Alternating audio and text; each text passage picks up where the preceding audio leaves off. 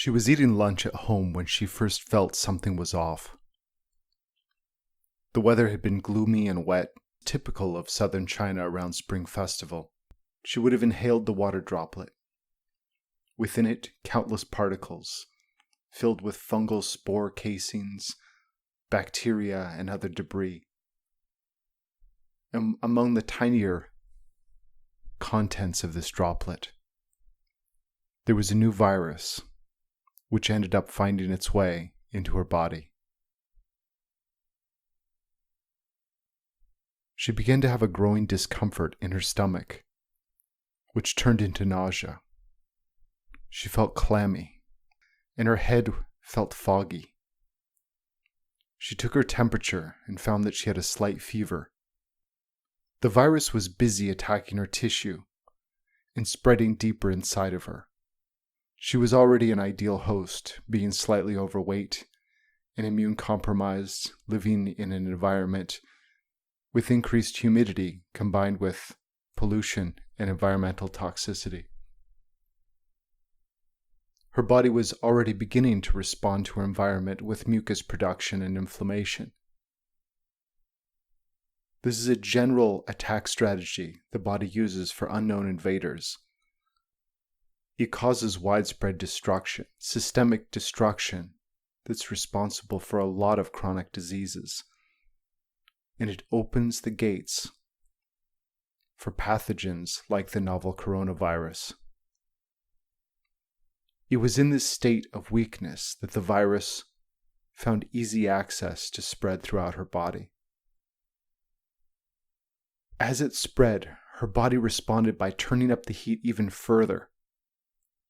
She was in a downward spiral. Her body's attempts to protect her were actually destroying her.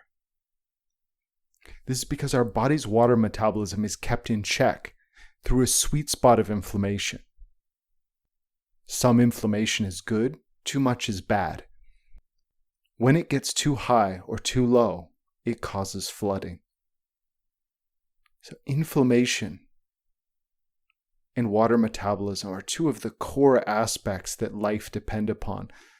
From a single-celled organism to more complex forms of life, this is the rule. And if you are a pathogen, these are the two that you need to exploit.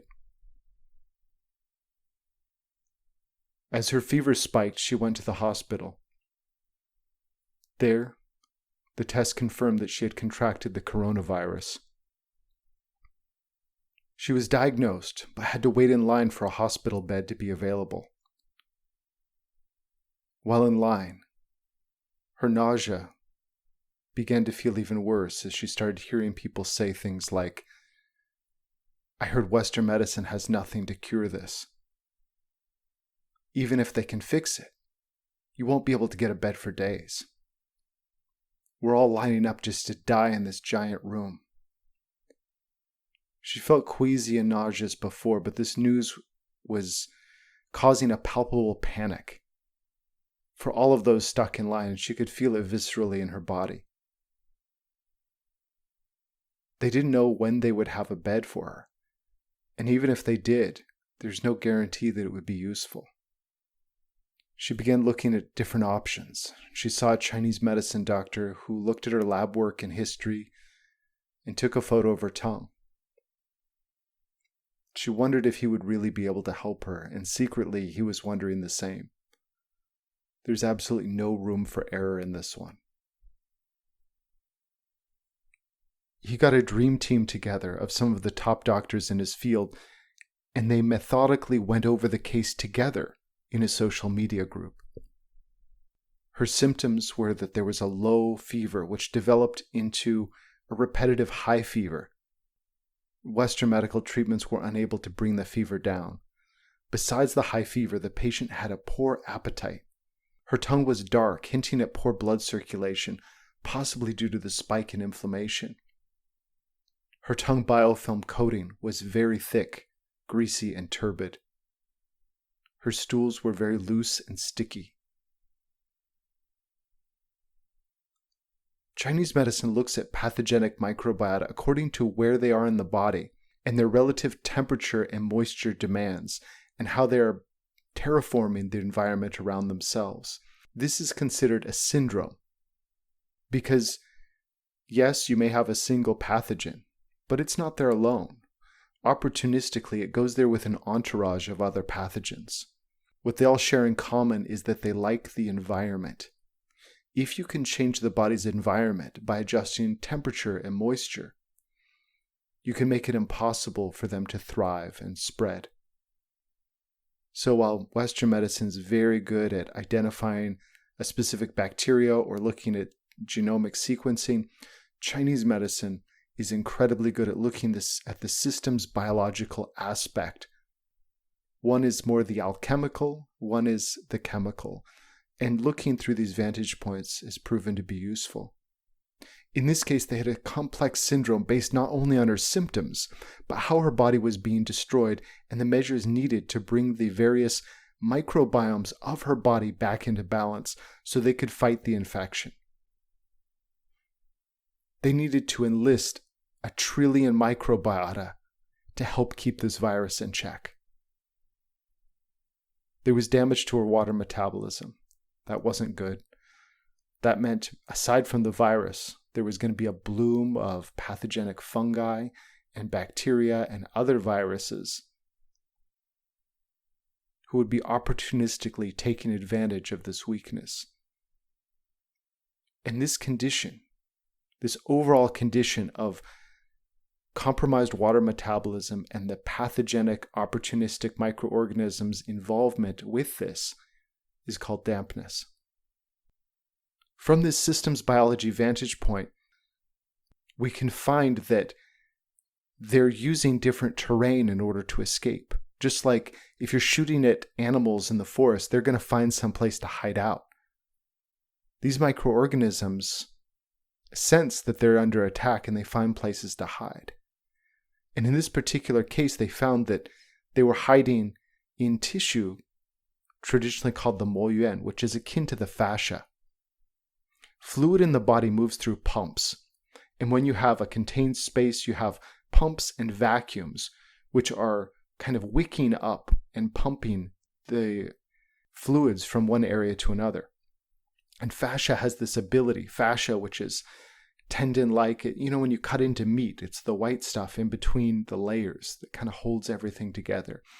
It also seems to have almost a telecommunication function, a lot of overlap between fascia and lymphatic fluid and the immune system. So fascia has the ability to wick liquid, which is important because that's how fascia remodels. However, where liquid is, pathogens like to be. And when you find them in these back alley crawl spaces of the body, they can be very difficult to find. To add another layer to this, once pathogens find their way inside these hiding places, inflammation can shut the doors, trapping them inside. And this is actually good for them. So it's an emergency condition for the body. They're saying, don't let this thing spread. Let's shut down everything. So microcirculation shuts down just like roadblocks. So just imagine you've got some bad guys in a city, maybe some kind of cartel gang, and the government shuts off the roads. Okay, good. They're not going to get out of that city, but what are they going to do inside that city? A lot of damage. So the increased muscle tension and reduced microcirculation is how the body responds to try to hold them. And yet in this area, they can hang out. They can find mucosal buildups that bacteria have made for themselves. They can hang out there. Your mammalian DNA will also respond to inflammation this way, and they can hide there. And they can hide around the fascia in areas where there is less microcirculation. Now, what happens when the fever passes, or when you draw down that fever? They venture out again. They wait. All that tissue is destroyed. That's just free meat for them. So they use these spaces in order to find shelter. As the waves of inflammation come and go, they can use this opportunistically. So the strategy they need to do in order to get to these deep layers of the body, they needed to relax and release the tissue, and at the same time use a seek and destroy strategy through the immune system. But the timing would have to be just right. if they released it too early, before the white blood cells were prepared, it would only cause the disease to spread further. If they just open the gates and there's no guards there, they just run out and cause havoc. But if they call the troops and they get to the front door and the door's still shut, then the pathogens would be safe inside. It would be a waste of that energy. So strategically, it needed to be just so. They needed to adjust the ratio of the herbs which are used so that the timing would be perfect. See, the fever itself was not simply from catching a cold or from having warm-loving bacteria. This is what you find in simple disease patterns. And that's very easy. You can use ginger or pungent and warming herbs or clearing heat herbs like honeysuckle, and that's enough. These botanical strategies really just address temperature, but they don't address moisture. But when you have flooding in the body, when you have deep flooding and pathogens which are setting up fortresses in the body, allowing viruses to hide as they enter in deeper, all of them really enjoying the destruction. This is like having a flooded house. It's growing mold, you got rats in there, raccoons, whatever. And then you're trying to change your house. You're trying to remediate your house by cranking up the temperature. What's going to happen? Now, the mold is going to start getting tropical on you. Had they looked to cool down an already distressed system, it could have further harmed already flooded mitochondria and prevented the necessary inflammation for healthy metabolism and for healthy immune function. If you drop that immune system too low, it's going to infiltrate where it wishes. To make matters worse, pathogens of this nature love to hide out in these biofilms. So you clear away the inflammation, they know it's safe to come out and continue their attack.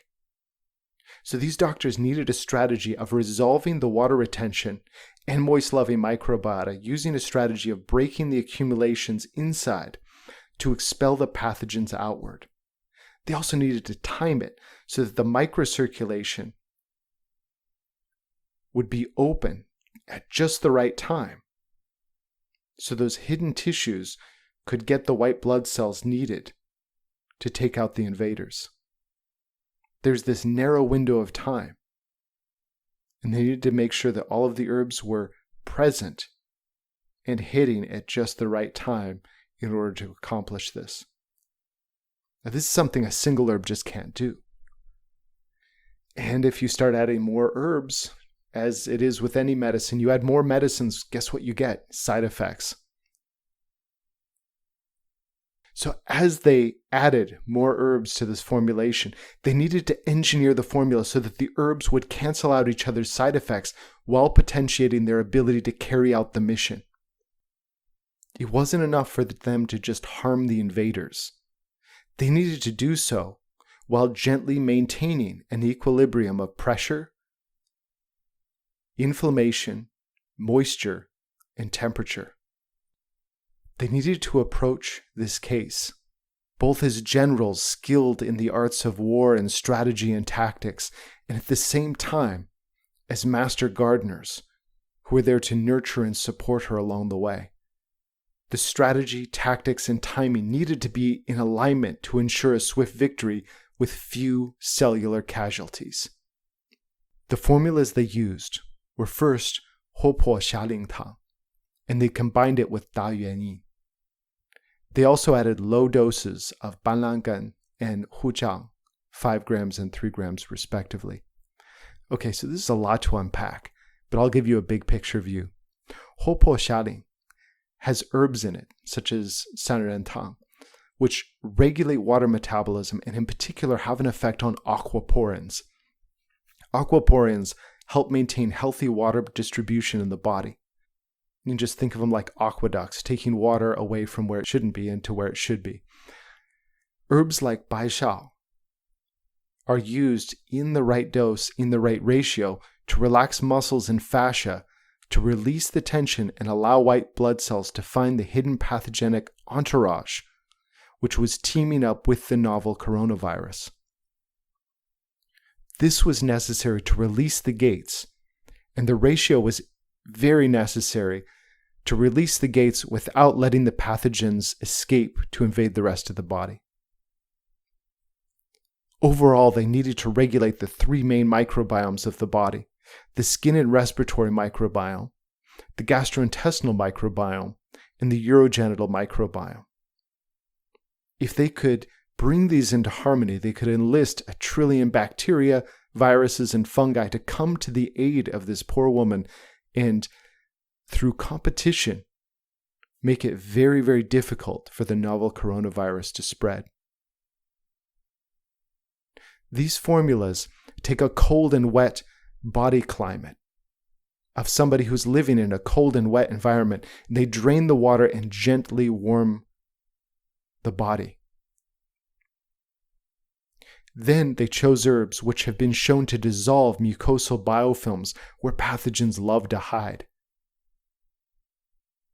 In addition, the formula had mild diuretic effects, and it induces bowel movements by increasing bronchodilation to let the lungs really open and relax and increase intestinal movement, make it easier for the diaphragm to move and moisten the intestines to move pathogenic microbes along and out of the body. This was used to kind of reset the microbiome to keep the stools moving. While the majority of this formula strategy was dry and warm for the body, there was a minority of herbs which were used the opposite way. They were cold and strongly antiviral. Most worked through various methods to interrupt viral transcription. This is also based on the theory of yin and yang. Within the black area of yin, there's the yang part, which is white. And within the white area, there's that little dot of black. Using these herbs as an opposite strategy, so you have a warm and dry formula, and then you have herbs in it which are very cold, but only a little bit. This strategy is called using a reverse assistant. It helps to make sure that you don't go too far in your treatment. Going to an extreme, even while helping, can lead to further damage. Results. Within the first day, her fever had subsided. Her temperature was back to normal. Her temperature remained stable the second day. After that, she was admitted to the hospital. There she's remained stable and is expected to be discharged soon. Because of the success of this patient, this team of doctors who are working together online from all over China, and yet who are really at the top of their game, they started to get referrals from her friends, family, and Western medicine doctors who really noticed that her fever just dropped due to the Chinese medicine. And it dropped much faster than many of the conventional approaches to Chinese medicine. So far, this team has treated about 100 patients, and they noticed that among all the diagnosed patients, the vast majority have enclosed or hidden damp pathologies. And this is reflected in the tongue and its polymicrobial biofilm, which is thick and greasy. The disease pathogenesis is that it starts where there is a cold and damp environment already existing in the body. And this is the type of environment which the virus and its entourage microorganisms enjoy. Later, it may transfer to heat in response to the inflammation. So it will give the appearance of causing the body to be dry and hot, and people will think, oh, I need to moisten it. This is a deception, and it fools many common doctors. It, in fact, only looks dry because of the compromised water metabolism, but the true nature is actually damp.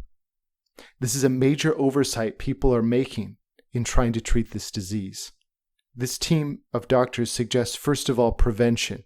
Insulation, get away from it, stay away from it. Second, improve zhengqi or your host immunity.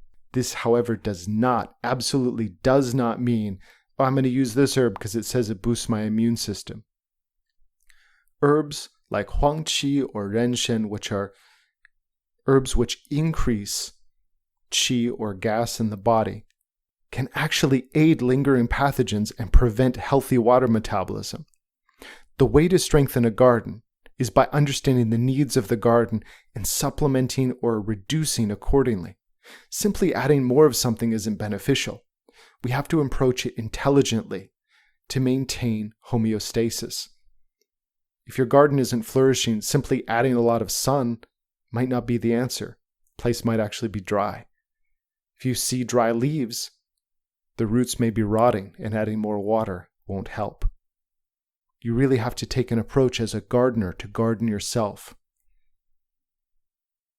Those who already have a state of internal damp can't use these boosting herbs. Giving ginseng or huangqi to someone with these pathogens will only make the pathogens very happy and strong as they continue to kill you. You just gave them like steroids for them to kill you even better. And because this is a damp plague, the prevention should focus on maintaining healthy fluid metabolism using damp draining formulas such as sanrantang, hopo xialing huoshengzhengqi. In addition, as an aside, I would just add, hit a sauna. Make sure that you're feeling thirsty. Make sure you're having enough exercise to where you're sweating, you're feeling thirsty, you keep water moving. As long as water is moving in the body, you have flow, you're not going to be getting nasty. Some people may ask, well, what about antiviral herbs? This makes the grave error of neglecting the entire system for the sake of a single species. If you burn down a forest because you see a wolf, you may kill a few wolves, but you also have no trees to climb when they come for you. Using herbs which have systemic effects on the body blindly because they contain an antiviral component is like this. They may stop the virus in one way, but because of the host damage, it will make it much easier for this virus to invade in the future. When we look through the lens of Chinese medicine, we're using systems biological thinking. Once the human body is balanced, viruses cannot proliferate. Based on the disease transferring to heat and dryness at a later stage, we can add low doses of detoxifying herbs which are antiviral, such as banlangan and lianqiao. Why low dose? All heat-clearing herbs hurt the body's ability to warm and nourish itself, which can help the virus in the long run. Being antiviral is meaningless if it comes at the expense of the whole body's immunity. Most patients are treated with both Western and Chinese medicine. They're taking antiviral and anti-inflammatory drugs already. Jin Zhao personally believes that some have already used these medications too early and at too high of a dose and already damaged the system, making them more vulnerable in the long run. Chinese medicine has a huge advantage treating diseases relating to systems biology and water metabolism. We have some coronavirus cases that have been treated with Chinese medicine alone, which Jin Zhao aims to discuss in detail later. One of which was a family, including a young pregnant woman, her husband, and her parents. They all contracted the virus, and the wife was terrified for the lives of her family and especially her unborn child. Exclusively using Chinese medicine, they had the fever under control and are recovering. Treating this disease based on individual constitution, we can prevent it from developing from mid or mild symptoms to severe or even ICU severe. No matter which stage the patient's in, the treatments need to focus on the respiratory microbiome, the gastrointestinal microbiome, and regulating fluid physiology and microbial symbiosis in the body. With this as the base, it's safe to use herbs which have a strong antiviral effect, yet may be cold on the body. Because ultimately you're supporting the whole system ecology of the body. Jin Zhao also said that we can only rarely use herbs which are very drying, such as ma huang and guizhi. He said they've been very cautious using these two, and actually they barely use them. Instead, they use other herbs which are not as drying. Said if you use herbs like ma huang and guizhi, it will easily cause the disease category to transfer into heat and dryness and become very difficult to deal with in the long run. He also said that we can't use strong antipyretic and anti-inflammatory heat-clearing herbs because they're bitter and cold, such as shigao. If bitter and cold herbs such as shigao are used, they can cause GI dysbiosis before the pathogen is cleared and keep the water retention and dysbiosis long-term. There are classical texts of Chinese medicine used for epidemics in Chinese history. The first was for cold damage, and later came a book on warm diseases. Because people are scared, they're reaching for these books and clinging to them like they're sacred books. But this disease matches neither category, and it is a mistake to cling to them simply because they worked in the past. We can use the lessons they brought to us, but we have to see clearly what's in front of us. This is a damp toxicity plague in Chinese medicine, and we have to be mindful of where it's from, the climate from which it came. It occurred at the end of winter and the beginning of spring.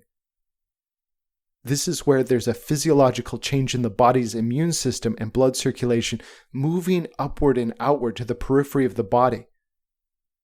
Because of this, we can't use very strong warming herbs that have the same effect.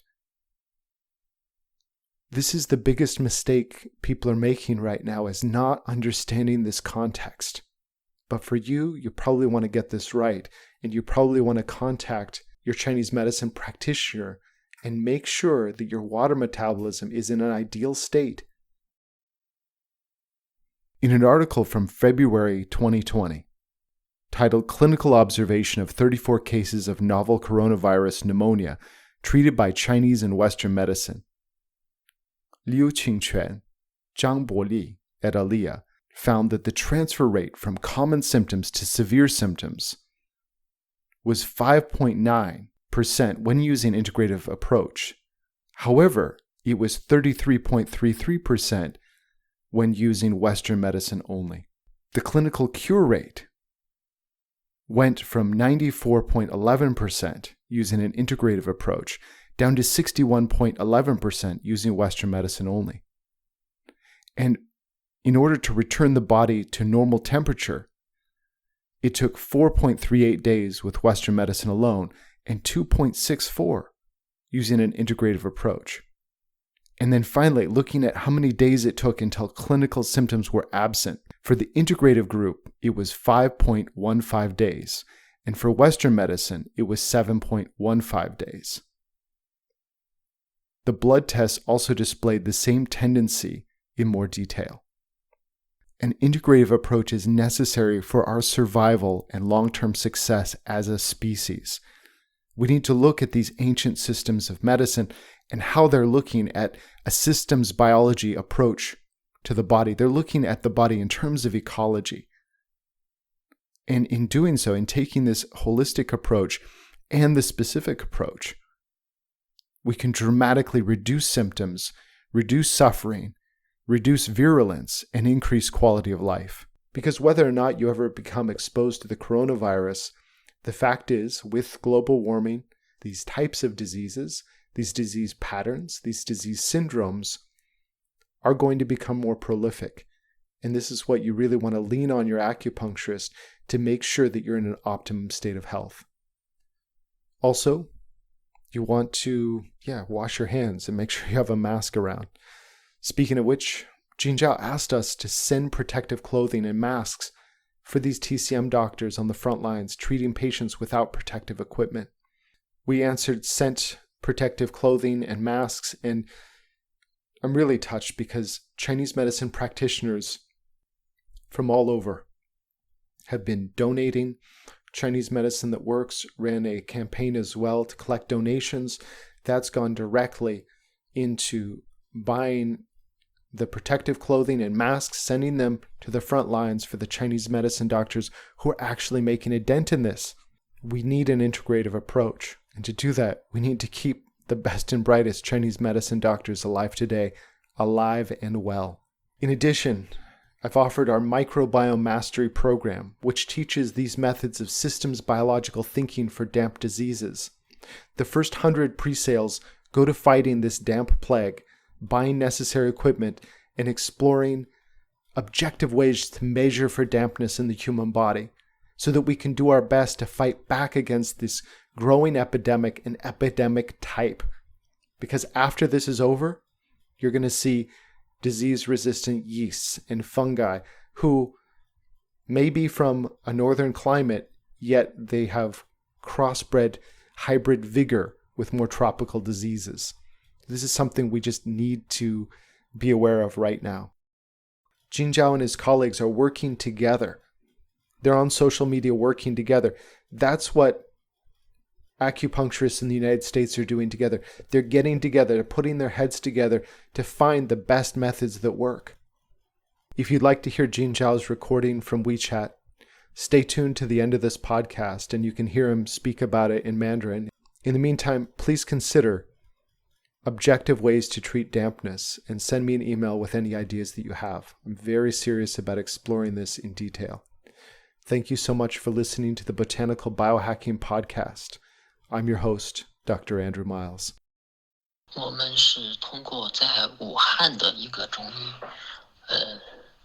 他联系到了病人，因为在当时是2周以前将近，那么这个时候呢，很多病人因为确诊以后没有床位，在等待这个入院，因为那个时候床位很紧张，所以呢，在等待的过程中，因为病情的进展，所以他可能发热啊。那么在这种情况下呢，他们呢就开始向中医求助。我们讨论以后，对他进行了一个会诊。那么我们第一有他的舌象，第二有他的症状，第三有他的这个检查报告。所以呢，通过这种方式呢，我们通过远程的方式对他进行了一个治疗。这种病人当时还比较多，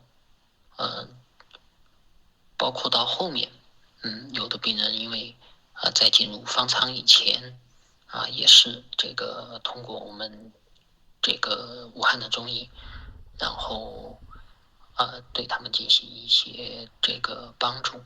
那么他们呢，有的呢，因为这个有了第一个病例，然后他通过周围的朋友，还有一个在这个医院的这个一些关系，然后后面就有很多的这个一些病人陆续的开始进行这些治疗。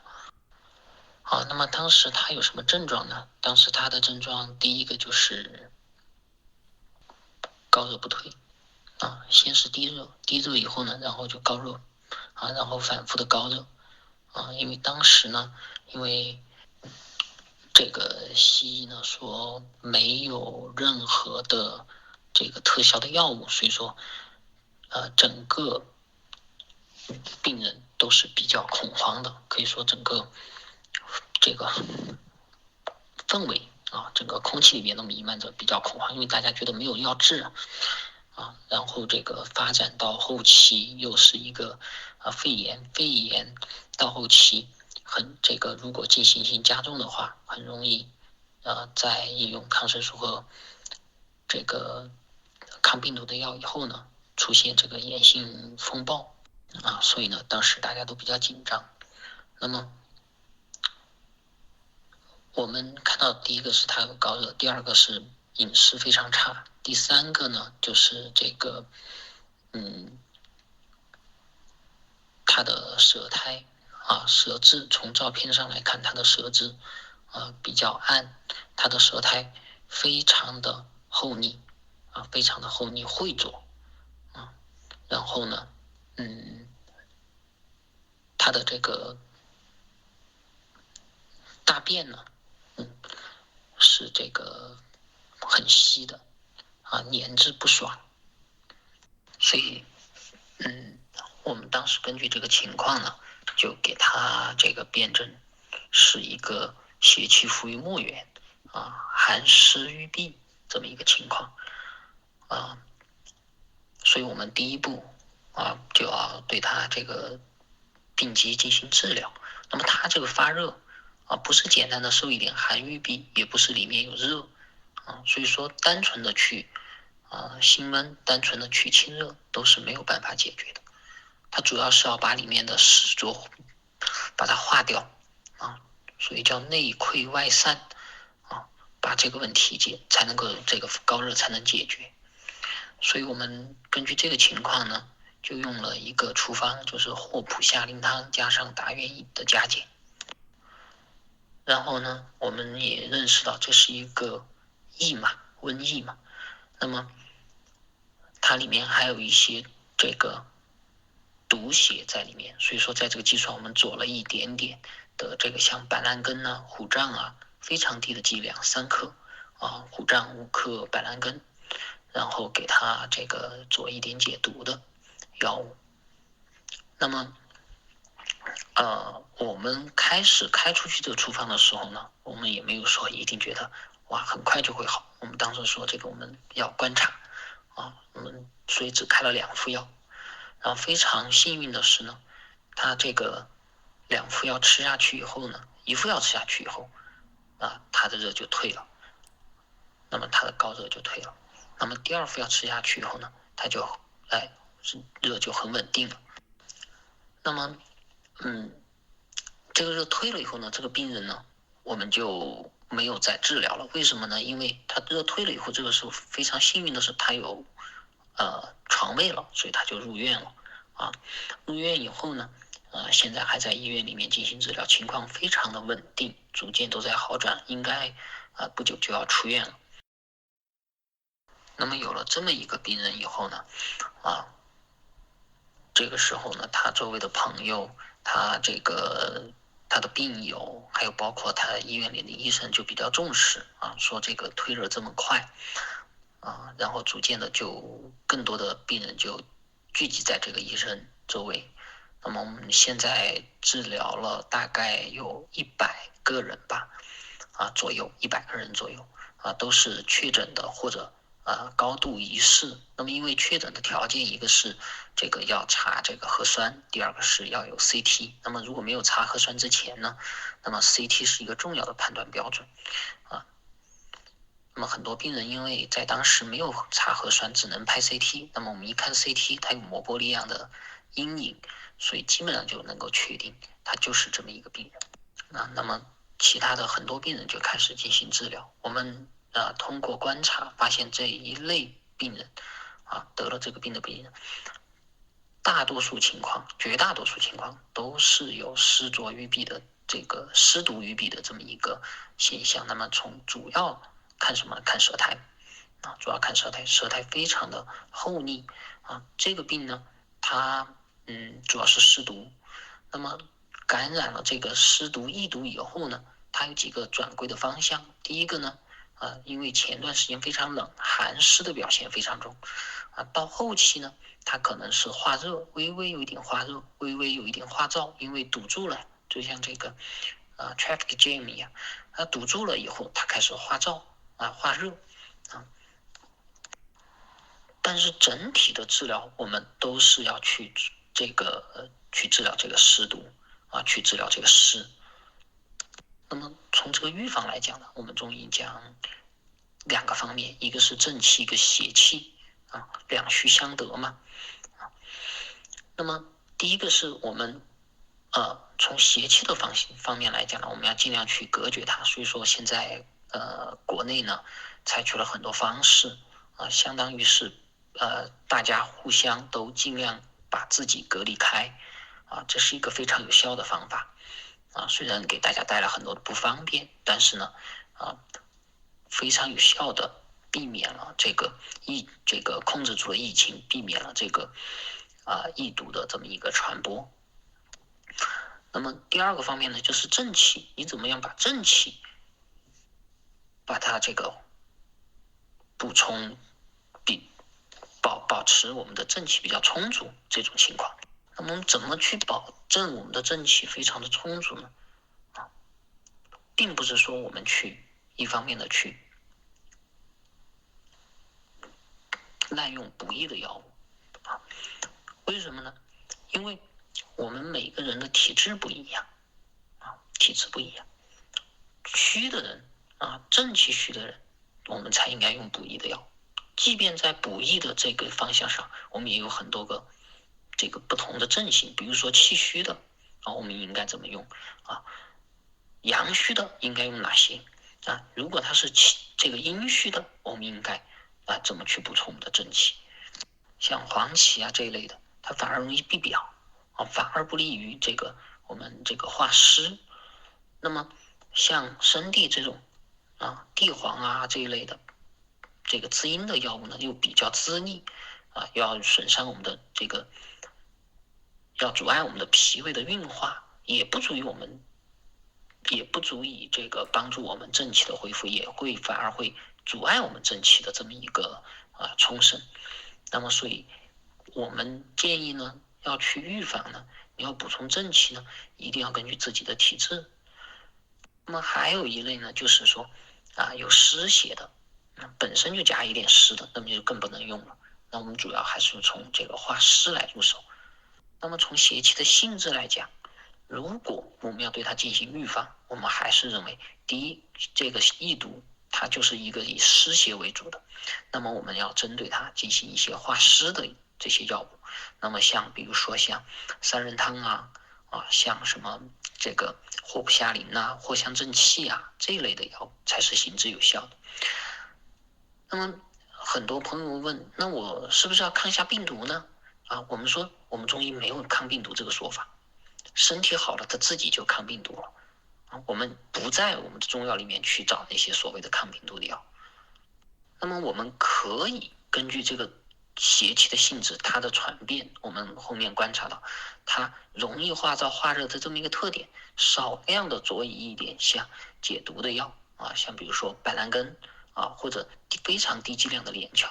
我们为什么说这些药一定要低剂量呢？因为所有清热的药物它都有损伤阳气的作用它都有损伤阳气的这么一个作用。我们的阳气它正常的布散才可以卫外如果我们一旦大量的运用了这些清热解毒的药，会导致我们阳气亏虚中阳虚损，卫外无力，那更不能帮助我们去抗疫去抗这个疫毒。包括我们在治疗的时候也发现前期有的病人吃了很多抗生素抗病毒的，我们看起来呢这些抗生素抗病毒的都是相对来说偏凉的一些吃下去它胃肠道反应很重吃下去这个反而拉肚子这个时候中阳受损了，更不利于我们机体恢复到一个正常的平衡的这么一个状态，然后来这个帮助我们机体把这个邪气排出去我们不要老是再去想哪些药可以抗病毒因为这些所谓这些抗病毒的药，我们前面讲了，还是一个特别清热的药它可能有一点点抑制病毒的作用，但是量大了或者持久了，它都以损伤我们的阳气为代价。那如果我们的整体都垮掉了，那你这个抗病毒就没有任何的意义了所以我们前面说的这个预防的这么一些方法，都是要根据个人不同的体质来进行这么一个相应的处理。那么我们大部分的病人呢都是这个通过中西医结合来治疗的，因为首先他们觉得我们要去抗病毒，所以吃了很多的这个抗病毒的药，比如说阿比多尔比如说包括这个抗艾滋病的那个克利兹还有比如说像一些抗炎的药比如说摩西沙星之类的我个人认为其实有的药运用的太过于就是剂量太大或者用的太早了我们中医在治疗湿这个以湿为主的这个疾病上面有非常大的优势。那么我们也有几例这个我们以后讲是纯中药治疗的，我们现在正在治疗之中因为我们前几天才接手纯中药开始治疗现在效果不错，这么几个人都已经这个转危为安已经从高热推到了低热，刚好他们一家人感染以后是4个不同的症型里面有老人、有孕妇、有青壮年那么我们看这个，我们中医在这方面是有非常大的优势的对于我们中医在治疗这个疾病的问题上呢，重点的还是针对这么一个湿毒这么一个病机来进行治疗，根据他的体质，根据他的不同的情况，根据他这个他的转归在轻症、